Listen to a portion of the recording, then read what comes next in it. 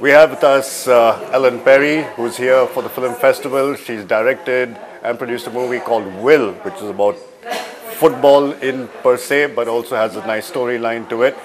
Before this, she's been doing documentaries and also additional films. We'll talk to her about that. Welcome to Kerala. Is this your first time here? It is. It is. How you like the climate? Is it? I love it. Yeah? I love it. It's been amazing. And how you arrived yesterday? Am I right, or the day before?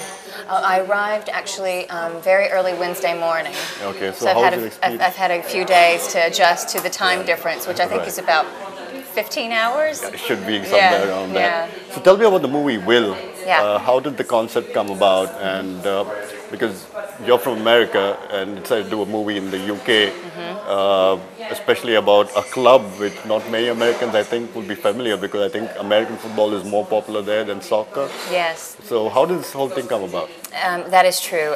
American football is more popular than European football, but it's growing. It's growing, and there's a whole generation of youth that are coming up on the sport now in the States. So in a few years, if you start training these guys very young, then we can start building stronger clubs in America. So it's just a matter of time. Yeah. But Zach Anderson, my writing partner, co-writer and co-producer of the film, has a background in sports writing, and he suggested that we do something with European football. And I had just come off of a documentary that explored the former Peruvian president Alberto Fujimori and his battle with terrorism. Right. So it was a real 180 from what I'd been doing before. But we started talking about it, and I felt that if it wasn't a football film, and we used sort of the spirit of football and the community of football and all that football represents and the best aspects, then we could really tell a compelling story. So that's how the whole thing came about. Yeah. And the name Will. Yeah. Hello, Will. This was your mum's favourite place in the world. What a noisy place to belong. Is the ning-nang, ning-nang, nong. Again. No, you promised me one thing. Never let fear get in the way of your dreams. Champions League final. I never had anywhere to go before. Well? How did that come about? Well, it's our hero's name, but obviously there are connotations of having the will to follow your dreams and to never give up. I mean, that's the whole. It's a metaphor. It's a metaphor for never. Tell me about the documentaries that you've been doing, because they really touch on some very sharp angles here. Could you tell us more about the one you did with the Chilean dictator?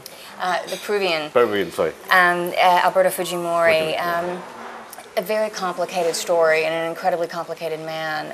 When he was elected in 1990, Peru was controlled, 60% of the country was controlled by terrorist insurgent groups, Sendero Luminoso and Tupac Amaru.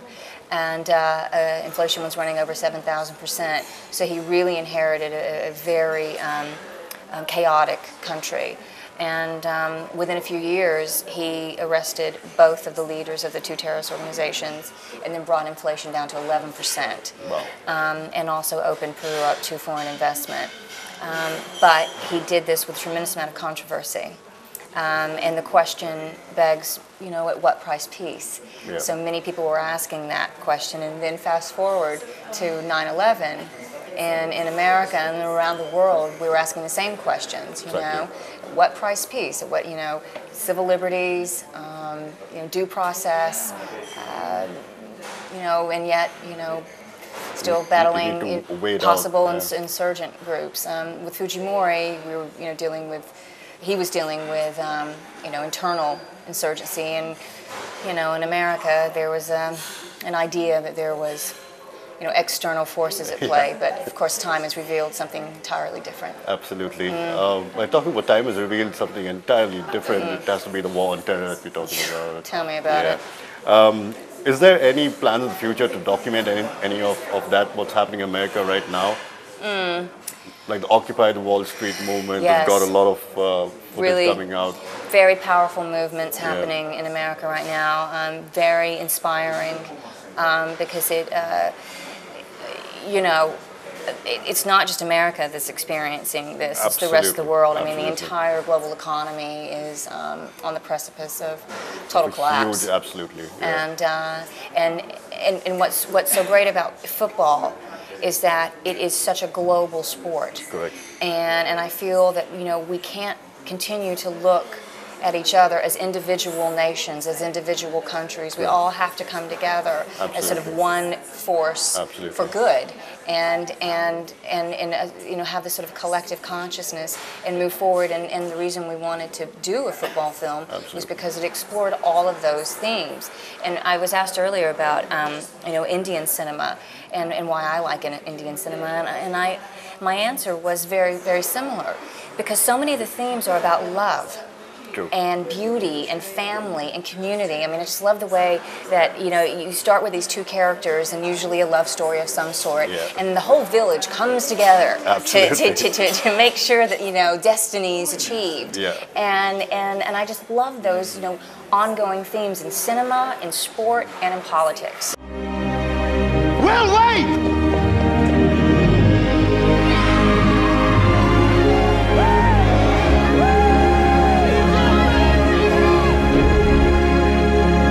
We're all supernovas anyway. Super what? A supernova is when a star explodes in an incredible burst of light and energy.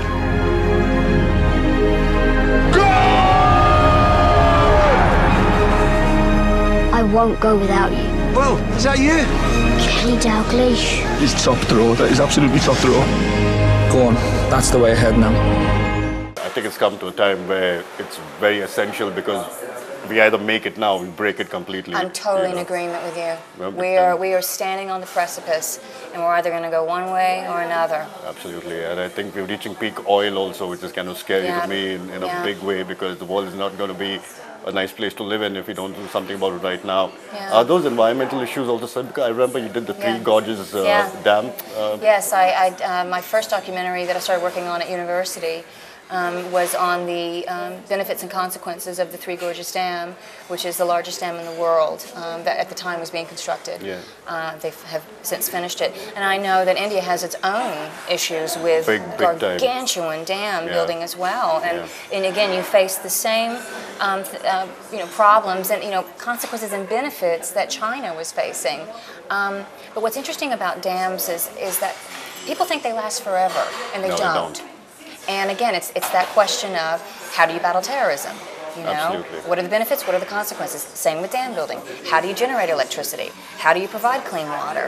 Exactly. And you know, dam building, Trying to control nature. trying to control nature is probably what's amazing about nature is that nature gives us everything we need. Absolutely. We have the sun. Exactly. It's there. We can capture the PV. You know, with PV cells, we can capture the sun, and you know, we can, you know, desalination for clean water. I mean, there's so many other green alternatives, and You're we're taking the odd one out. well, it's like, you know, we can send men to the moon, but we can't, you know, stop, you know, cutting off our rivers at their I knees. swear, that's really true. It's ridiculous. How- We're how so did far you- beyond that. How did you manage to do this in China? Because they're very, very critical about yeah, the they- kind of things that come out. Yeah, they didn't know I was making the movie. Okay. I won't go without you.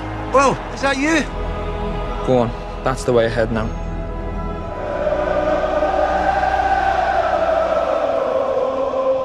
Once it came out, Yeah. were there any reactions that came from the Chinese government? Well, actually, thank you for asking that question. You know, we screened it at the Council on Foreign Relations and the Woodrow Wilson Center in the United States, where Chinese diplomats were there, and they felt that, you know, all in all, it was a very objective approach, Right. and it was. It was a simple analysis, as simple as it can be. Obviously, Yeah. it's a very complex subject matter, but at the end of the day, the individual has to decide. Right. And when I was filming, China had one of the worst floods. They had like a 100-year flood in 1998. Yeah, it was big. Yeah. It was massive, and that really sort of helped bolster the engineers' perspective and the Right. people within the National People's Congress to say, "See, we need this dam. Look at this. Look at the destruction. Look how many lives, you know, it's I've gone, displaced." yeah. But you know, At what price? Yeah, ultimately. Because what happens when you've got the fourth largest sediment carrier in the world? That's true. And I mean, what happens when, silt starts building up? Dams don't last forever. Absolutely. The lifeline of a dam is a maximum 100 years. Absolutely. And then what do you once have? it breaks down, you have Then you have total a waterfall. destruction. You have a waterfall. Absolutely.